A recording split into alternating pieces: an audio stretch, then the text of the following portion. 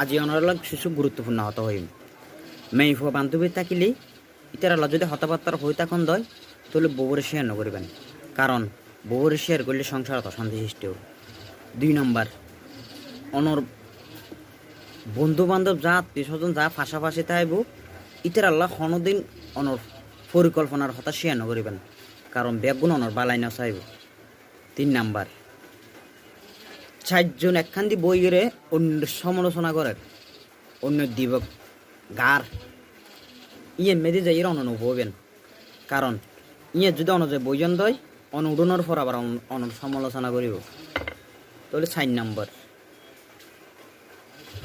অপরিচিত মানুষ আইয়ের যদি অন্য যদি হয় যা চা হ নাস্তা হ বন্ধুত্ব করো, তাহলে এলে মানুষ হলে বন্ধুত্ব নকরিবে, কারণ এর তোমার ক্ষতিও করিব।